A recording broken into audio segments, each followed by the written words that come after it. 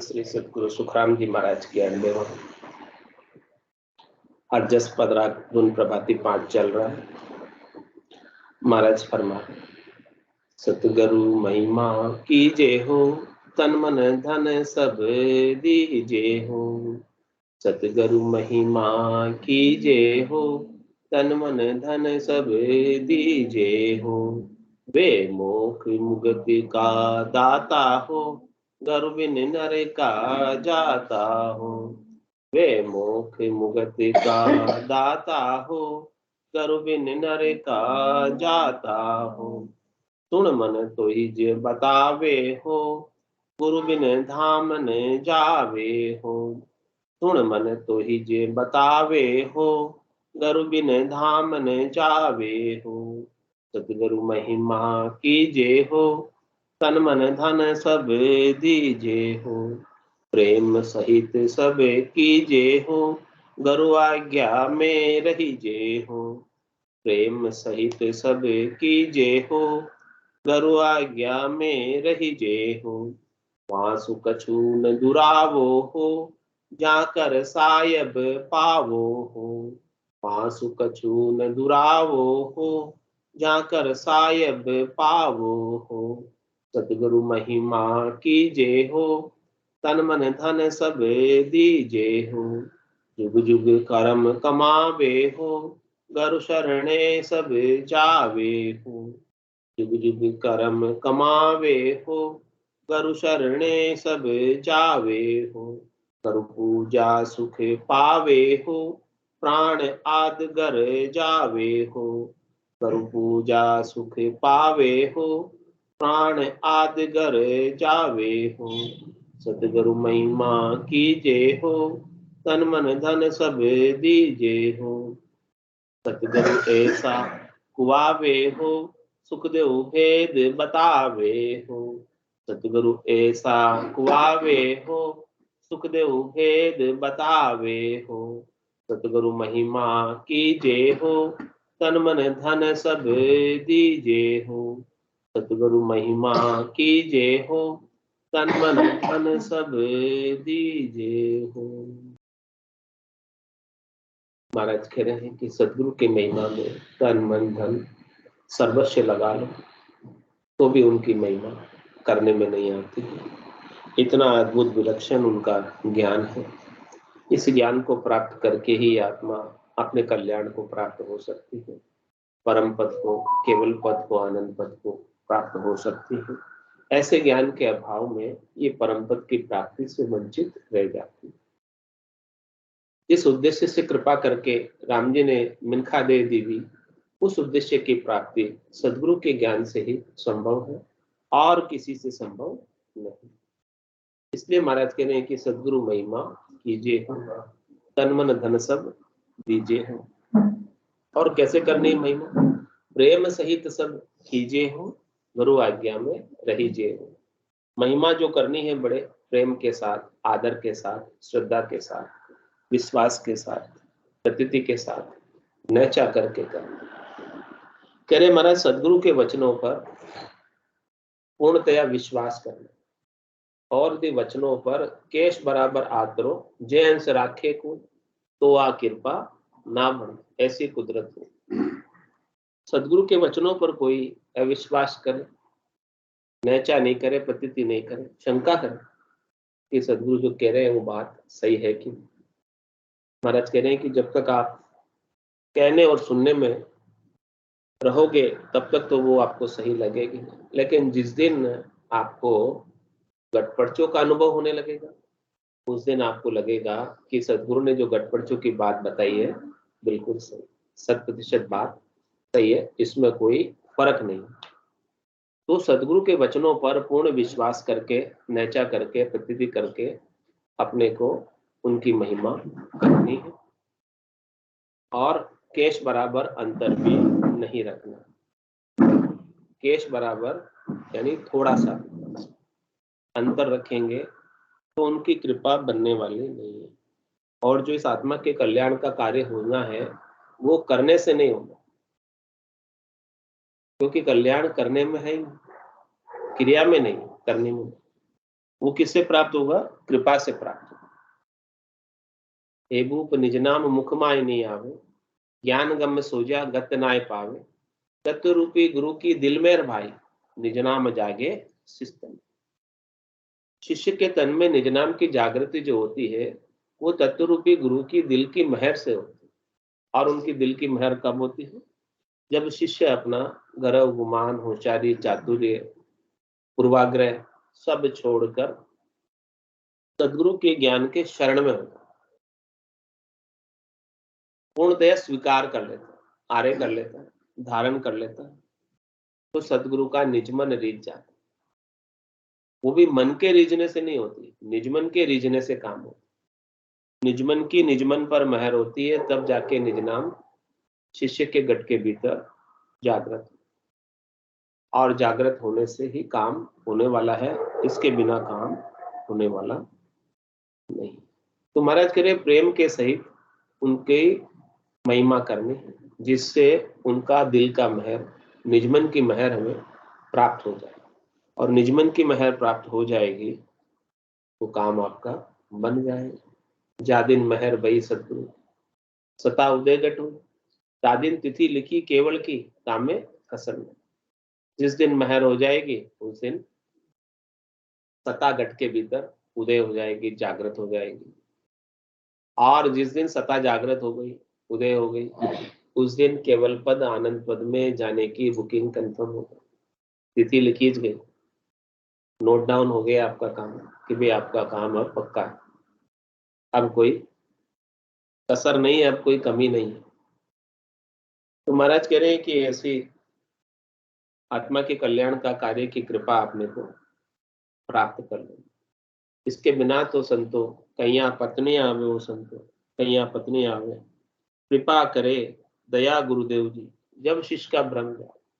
शिष्य के अंदर अनेक प्रकार के भ्रम है, शरीर संसार के सुखों के, वो भ्रम कब मिटेंगे? जब इस प्रकार से सदगुरु परम आनंद की प्राप्ति की कृपा करेंगे और हमें परम आनंद नाम के सुमरण से प्राप्त होने लगेगा, तब संसार के क्षणिक सुखों का जो हमारे भीतर भ्रम है वो जाएगा। जिन क्षणिक सुखों को अपन सच्चा मानते हैं उसी की प्राप्ति का उपाय करते हैं, वो मान्यता तब समाप्त होगी जब परम आनंद महारस प्राप्त हो। महारस से ज्ञान आनंद पद उपजे, जदियो निर्भय हो। ये हंसा निर्भय कब होगा? जब सदगुरु की कृपा से इसे नाम के सुमरण का महारस, जो खटरस श्राव से न्यारा है, खट्टे मीठे चटपटे कड़वे कसेले जितने भी स्वाद है संसार में, उन सब स्वादों से न्यारा रस, ऐसा महारस प्राप्त हो जाए और उस महारस का आस्वादन लेते लेते साधना करने वाला, भक्ति करने वाला जन उस महारस में ही गरक रहता है, गरकाव रहता है। नाम की खुमारी उनके भीतर दिन रात चढ़ी रहती है, उनकी आंखें आधी बंद आधी खुली रहती, ऐसी उन्मुनी मुद्रा दिन रात लगी रहती, और ऐसी उन्मुनी मुद्रा के अंदर ही वो आनंद को प्राप्त करते रहते हैं। तो महाराज कह रहे हैं कि ऐसा आनंद जब प्राप्त होता है तभी काम इस आत्मा का बनता है। और ये कब प्राप्त होगा? गुरु आज्ञा में रही थी। गुरु किससे रिश्ते हैं, किससे राजी होते हैं, किससे प्रसन्न होते हैं? उनकी आज्ञा का पालन करने से। आज्ञा की अवहेलना करोगे तो गुरु रिझेंगे। गुरु ने ज्ञान बताया, सदगुरु ने ज्ञान बताया, और क्या आज्ञा की कि आपको राम नाम का सुमरण करें। यही तो आज्ञा की, और क्या आज्ञा? सदगुरु बख्शे राम नाम, शिष्य धारे विश्वास, रामचरण निर्दिन रटे, निश्चय हुई प्रकाश।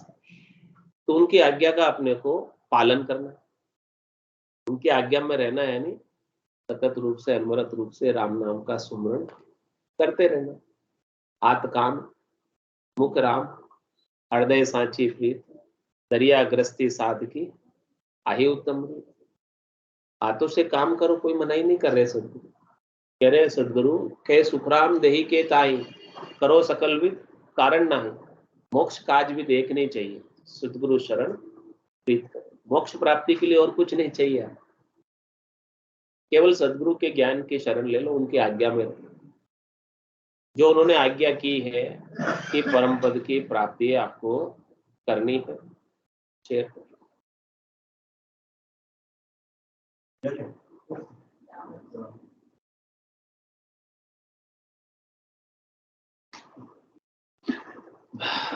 बैठ पाए चेयर मंगा, चेयर मंगा दो, चेयर। नहीं अब बैठना पर दिक्कत नहीं, बैठ कह रहे महाराज गुरु आज्ञा में दीजिए। क्या आज्ञा की है सदगुरु ने? राम नाम के सुमरन की आज्ञा की। उस आज्ञा में अपने को 8 को रहना, और ये कौल वचन भी करके आए थे जब गर्भ में थे। बहुत दुख था, बहुत कष्ट था, बहुत तकलीफ थी। वहां पर अपनी शाखा पूछने वाला भी कोई था क्या? यहाँ तो थोड़े बीमार पड़ते हैं, शाखा पूछने वाला है। वहां गर्भवास में कौन? न भाई था, न बंधु था, न माता थे, न पिता था। आता तक हम पूछते आइसक्रीम खरीदो। तो महाराज कह रहे कि वहां तो आपको कोई पूछने वाला भी नहीं। और वहां पर रक्षा किसने की? परमात्मा ने, राम जी ने रक्षा की। गर्भवास की अब की जगह में, अंधेरी कोठरी में, जहां पर उंधे मुंह लटके रहना पड़ता, पांव भी पसारे नहीं जाते, श्वास भी लेने में नहीं आती, और जठरा अग्नि की आंच करारी करारी ताप लगती है। इतनी गर्मी के अंदर पकना पड़ता है, जिसमें अनाज सीज जाए। ऐसी जगह में 9 महीने निकालना कोई आसान काम? मलमूत्र की थैली है दोनों तरफ, उसके बीच में रहना कोई आसान काम? बहुत मुश्किल काम। ऐसे मुश्किल काम में, ऐसे मुश्किल अब की ठोर को, अब की जगह पर परमात्मा ने अपने को वहां भी अपने को रिजेक्ट पहुंचाई, पोषण दिया, अपने पोषित करके सकुशल अपने को शरीर प्रदान किया। वहां पर जब थे अब की जगह में, तब कोल वचन करके आए थे, गर्भ कोल काठा किया, जीव दान दे मुझ, 8 कोर 64 गड़ी साईं सुमरो। हे साईं परमात्मा राम जी, आप मेरी रक्षा करो, वो रक्षा करके मुझे शरीर प्रदान करो, इस जीव को शरीर का दान करो, ताकि मैं शरीर प्राप्त करके इस अब की जगह से बाहर आ जाऊं। यहाँ की कठिनाई मेरी सहने में नहीं आती, यहाँ के दुख बहुत भारी है, सहने में नहीं आता। मुझे कोई बदले में दूसरे दुख भुगता देना, लेकिन ये दुख बहुत कठिन, बहुत दुष्कर है, बहुत मुश्किल है यहाँ पर, तो मुझे यहाँ से बाहर निकाल। तो गर्भ कोल काठा किया, जीव दान दे मुझ, 8 कोर 64 गड़ी साईं सुमरुत। हे साईं परमात्मा, यदि तूने मुझे सकुशल बाहर कर दिया, तो मैं तुझे नहीं भूलूं एक पल के लिए। 24 ही घंटे, 8 प्रहर, 64 घड़ियां तेरे ही नाम का सुमरन, तुझे ही याद करो। ऐसा कोल वचन वहां पर करके आए। लेकिन जैसे ही बाहर आए, सुख हो गए, माया की हवा लग गई, और ये जीव परमात्मा को भूल गया, राम जी को भूल गया, बिसर गया, और संसार के सुखों में लग गया। अब सदगुरु वापस याद दिला रहे, देखो तुम स्वयं वहां पर कोल वचन करके आए थे, और यहाँ आकर यदि आप राम जी को याद नहीं करते, परमात्मा को याद नहीं करते, उनकी कृपा का अनुभव नहीं करते, उनकी कृपा के लिए धन्यवाद ज्ञापित नहीं करते, तो आप अपने ही कोल वचन के दोषी हो जाएंगे। आपने अपने ही दिए हुए वचन को स्वीकारा नहीं, पालना नहीं की, पालना नहीं की, तो उसका दंड वापस भुगतना पड़ेगा, वापस गर्भवास का दुख। क्योंकि सुख हो गया, यदि सुख में तुम सुमरण कर लेते, तो वापस दुख क्यों? दुख में सुमरण सब करे, सुख में करे न को। जो सुख में सुमरण करे तो दुख काहे को? भाई शरीर मिल गया, सुख हो गया, गर्भवास की अब की जगह से बाहर आ गए। अब यहाँ आकर सदगुरु की आज्ञा का पालन नहीं करे। सदगुरु आपको आज्ञा करे, आपका कौल वचन की पालना करवा रहे सदगुरु, कि आप जो वचन दे के आए थे उसको याद दिला रहे। आप भूल गए कि हम क्या देकर आए थे मास्टर, आपको याद नहीं, क्योंकि माया के आवरण में बुद्धि भ्रमित हो गई,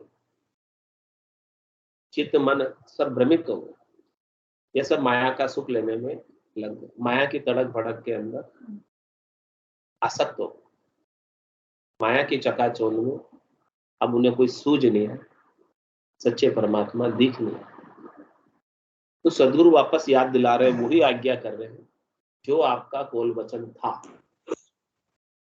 कि आप अपने कौल वचन को निभाओ, पालना करो, और उसी आज्ञा को अपने को पालना करनी। कब तक?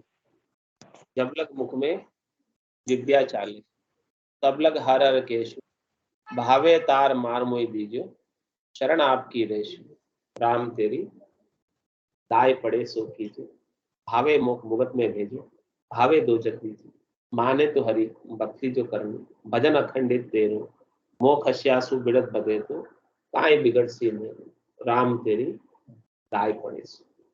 इस प्रकार से नाम का सुमरन करना पूर्णतया शरणागति के भाव से, यानी राम जी की रजा में रहते हुए राजी रहना। जैसे भी वो अनुकूलता दे, जैसे भी वो प्रतिकूलता दे, जैसे भी वो स्थिति अपने सामने रखे, वो सारी स्थिति अपने लिए प्रसन्नता की द्योतक है। अपने को प्रसन्न होकर सब स्थितियों में रहना, हर हाल में मस्त रहना। दुख भी आता है और सुख भी आता है, तो दोनों क्या अनुकूलता प्रतिकूलता क्या है? परमात्मा का प्रसाद है, उस प्रसाद को पाना। दुख में दुखी नहीं होना और सुख में सुखी नहीं होना, समभाव में रहते हुए उनके नाम का सुमरण करना। और जाई विधि राखे राम, ताई विधि रही, विधि का विधान मान, हानि लाभ से, राम राम राम राम राम राम कही। बस अपने को तो उनके नाम का सुमरण करना है, जैसे उनको रखना है रखो। हमको तो हमारी भक्ति, हमको तो हमारे जो है नाम का सुमरण करना है, वही हम करेंगे, और कुछ हमें, यही आज्ञा सदगुरु ने अपने को की है। तो गुरु आज्ञा में रीजिए। यदि गुरु की आज्ञा में इस प्रकार से रहोगे तो निश्चित रूप से इसी जन्म से इसी शरीर से परम पद प्राप्त हो जाएगा। और कह रहे महाराज, वासु कछु न दुराओ, जाकर साहेब पाओ। साहेब की प्राप्ति कराने वाले ऐसे संत सदगुरु केवली भगवंत यदि अपने को मिले, यदि उनका ज्ञान अपने को प्राप्त हुआ है, तो महाराज कह रहे हैं कि उनसे आप कुछ छिपाओ मत। वैद्य से, डॉक्टर से अपन रोग के बारे में खुलकर चर्चा नहीं करते, रोग के बारे में बताते नहीं है वैद्य को, डॉक्टर को। तो क्या डॉक्टर वैद्य आपको सही औषधि, सही दवाई दे पाए?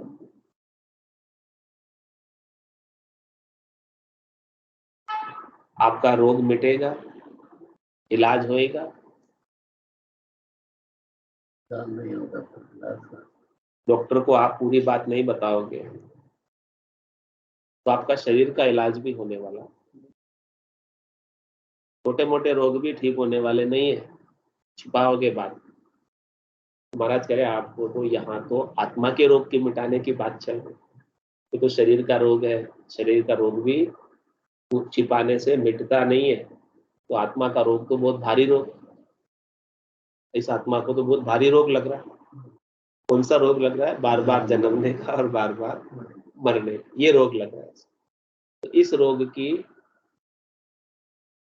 रोग के वैद्य डॉक्टर कौन है? संत सदगुरु केवल।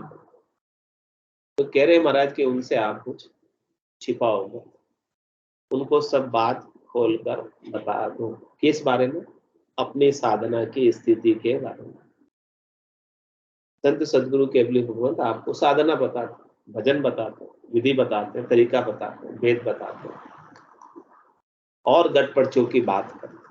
तो जो गट पर्चे आपको अनुभव में आ रहे हैं, तो उनके साथ ज्ञान चर्चा करो, उनके साथ सत्संग चर्चा करो, उनसे आगे का भेद पूछो। महाराज ने कहा कि अटक रहे हो साधु, अटक रहे हो, कोई मुझे मेर लगाओ। ये मेर जो है, त्रिकुटी की मेर, इसको लांघना बड़ा भारी है। केवल की बारी खुलना कोई आसान काम नहीं। तो महाराज कह रहे कि जो भी आपकी स्थिति है साधना के अंदर, वो संतों के साथ, सदगुरु के साथ, केवली भगवंतों के साथ शेयर बताओ।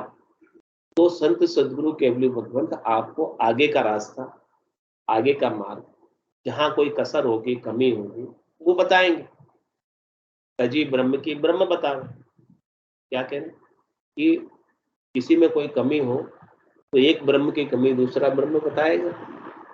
तो संत सदगुरु केवली भगवान भी ब्रह्म है और ये जीवात्मा भी ब्रह्म है। इस ब्रह्म की कमी आगे बढ़ने के लिए जो कोई भी अपने अंदर कमी रह रही है, कसर रह रही है, उसको दूर करें।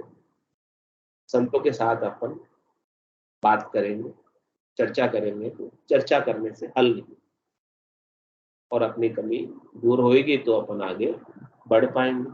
और कमी दूर नहीं होगी तो नाम तो जागृत हो गया लेकिन कमी दूर नहीं हुई तो महाराज कह रहे हैं कि 2-3 जन्म और लेने पड़ेंगे जब तक पूर्णता की स्थिति इस शरीर में नहीं हो जाए। जिस दिन पूर्णता की स्थिति इस शरीर में हो गई उस दिन परम पद प्राप्ति इसी शरीर से हो जाए। यानी जिस शरीर से होगी उस शरीर से हो जाएगी, इस शरीर से हो तो इस शरीर से परम पद मिल जाएगा, और इस शरीर से नहीं हुआ तो 1-2 जन्म और करने पड़ेंगे। तो पूर्णता की स्थिति को प्राप्त करने के लिए अपने अंदर जो भी कमी रह रही है, कसर रह रही है, कोर रह रही है, उन सबको कन्फेस करो, उन सबको बताओ। छिपाओगे तो रोग बढ़ेगा, बताओगे तो रोग का इलाज हो जाएगा।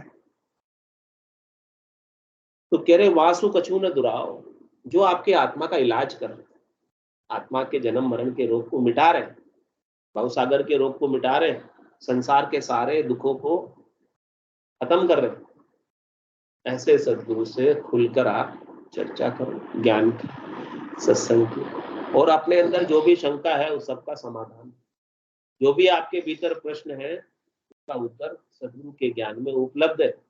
कोई प्रश्न ऐसा नहीं है जिसका उत्तर सदगुरु के पास नहीं, सब प्रश्नों के उत्तर सदगुरु के पास। तो वासु कछु न दुराओ हो, जाकर सायब पाओ। यदि आप ऐसा करोगे, पूरी चर्चा करोगे, अपनी कसर को और कमी को निकाल लोगे, तो आपको सायब परमात्मा राम जी इसी शरीर से प्राप्त हो। क्योंकि सायब परमात्मा राम जी आपसे दूर तो नहीं है, आपका तन का कपड़ा दूर है लेकिन राम जी उससे भी अधिक नजदीक। राम सर्वज्ञ भरपूर है, व्यापक सभी हो, एक सुई की नोक के बराबर जगह भी ऐसे राम जी के बिना खाली नहीं, लेकिन अपने को दिखाई नहीं देते, अनुभव में नहीं आते। वो अनुभव में कब आएंगे?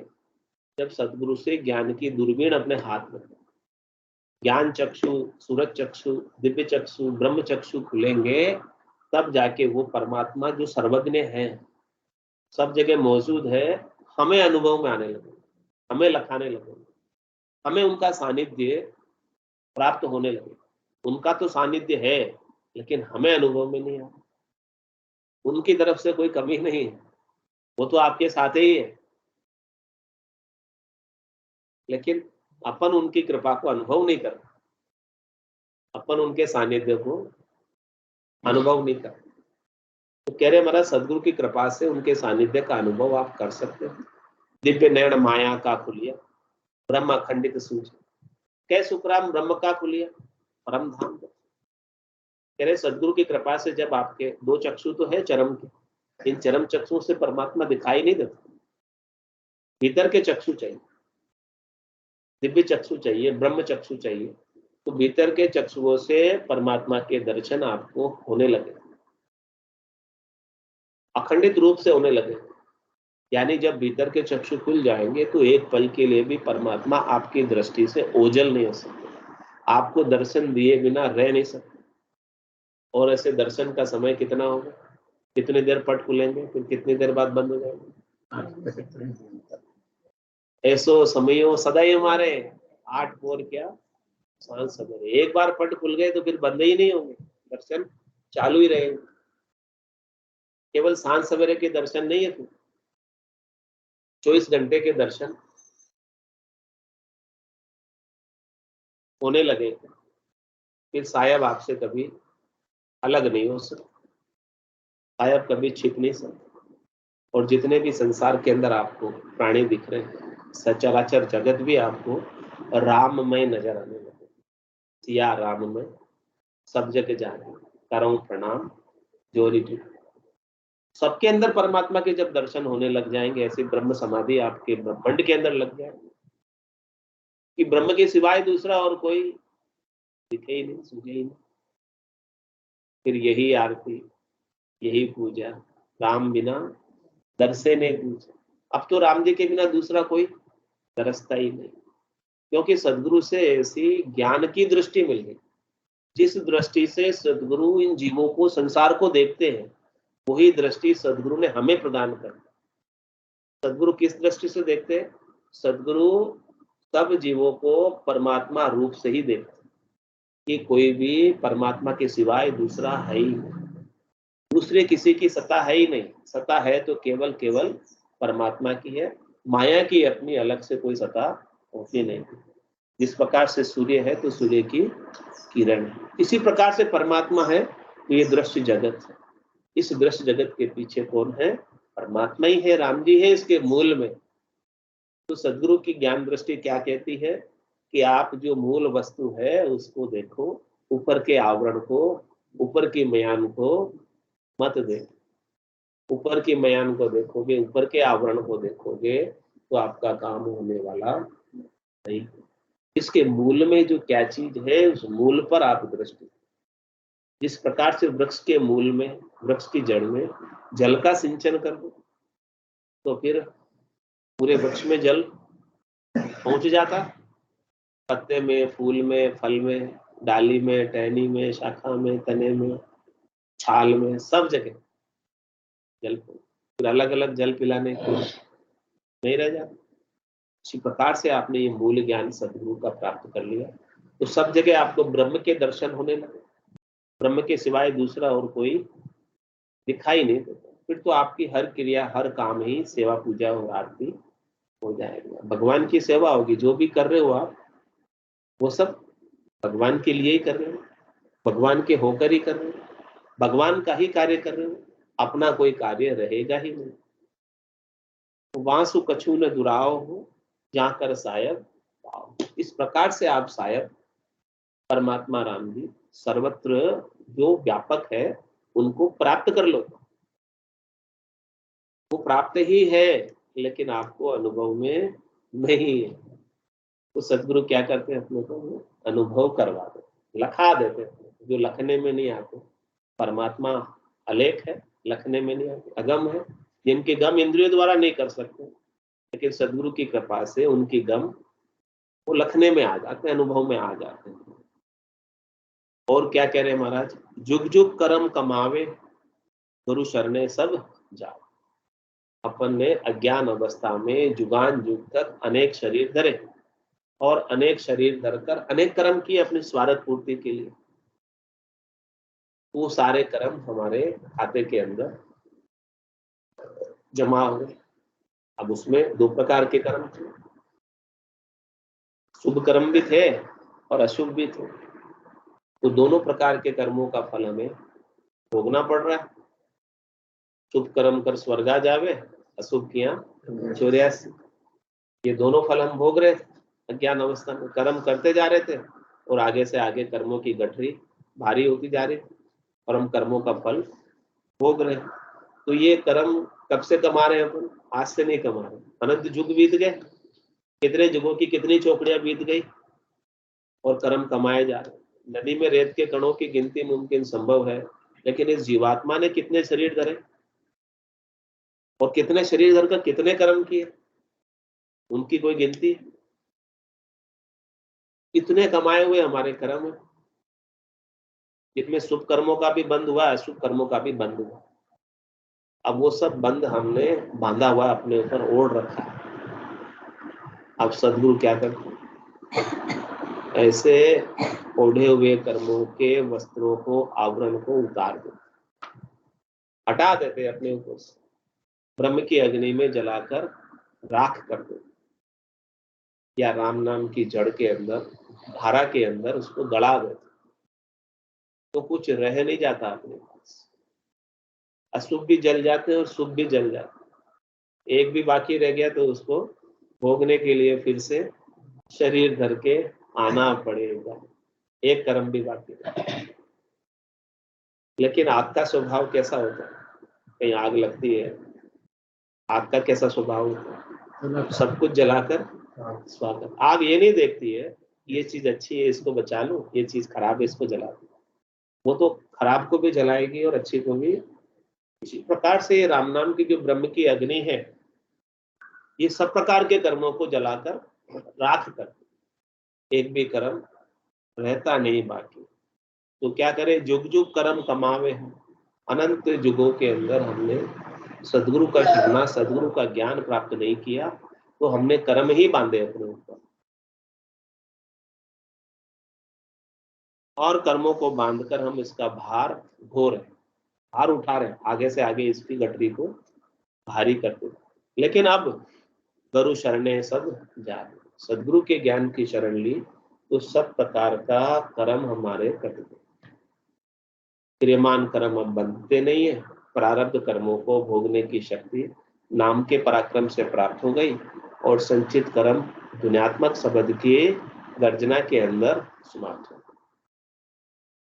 तो तीनों प्रकार के कर्म, संचित, क्रियमान, प्रारब्ध, अब हमारे ऊपर असर इनका नहीं रहता, समाप्त हो जाता। अब तो कोई काम भी करता है, साधना करने वाला, भक्ति करने वाला जो, वो किस प्रकार से करता है? करनी करे निक्रम रहे, ऐसी युक्ति लखाई, सदा विलास त्रास नहीं मन में, भोग में जोत हो।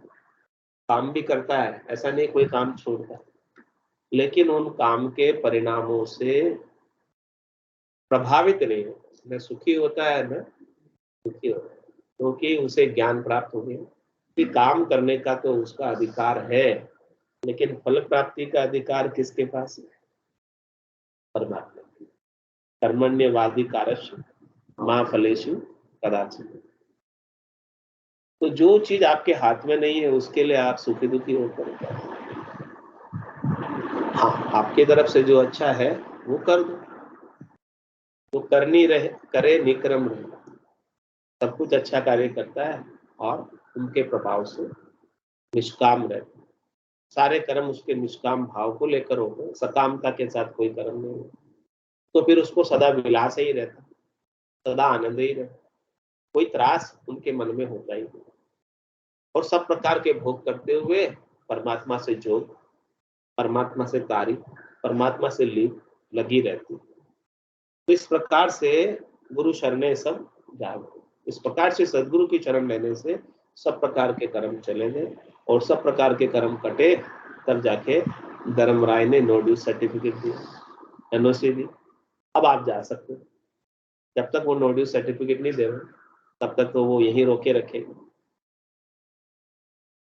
गुरु पूजा सुख पावे हो, प्राण आदगर जागो। कह रहे महाराज, इस प्रकार से सदगुरु के ज्ञान के अंदर ज्ञान का अपन आदर करेंगे, सदगुरु के ज्ञान की पूजा करेंगे। पूजा करने का क्या तात्पर्य? कि अपने भीतर ज्ञान का आदर होना चाहिए, श्रद्धा होनी चाहिए, विश्वास होना चाहिए। तो ऐसी आदर, श्रद्धा, विश्वास सदगुरु के प्रति हो, सदगुरु के ज्ञान के प्रति हो, तो महाराज फरमा रहे कि आपको सद्य सुख लील विलास आनंद प्राप्त हो जाएगा, और प्राण आदगर जाए। अभी जीते जी तो ऐसा सुख प्राप्त होगा। और कह रहे हैं कि आपके आयुष्मान कर्म पूरे होने के बाद, शरीर की श्वासें पूरी होने के बाद, आयु अवधि पूरी होने के बाद, ये जो आपकी प्राण है, जीवात्मा है, वो शुद्ध चेतन होकर आदगर में, निज घर में हमेशा हमेशा के लिए वासा प्राप्त कर लेगी। ऐसे स्थान पर पहुंच जाएगी जहां से वापस उसे आने की आवश्यकता नहीं, आने के लिए विवश नहीं। ऐसे स्थान पर चौथे पद में संतों के देश में, राम जनों के देश को प्राप्त कर लेंगे। बोलो राम सतगुरु देव जी महाराज, परम दयाल सतगुरु सुखराम जी महाराज ने, धन्य हो धन्य हो। आनंद श्री सतगुरु सुखराम जी महाराज के, श्याम सतगुरु भगवान के, धन्य हो। केवली भगवंतान देवा कारण जहाज, मोक्ष के मालिकान, अनंत कोटि संतान, राम सभा में राम राम राम राम सा सब संतान है सत्संज्ञान है राम राम राम राम राम राम राम राम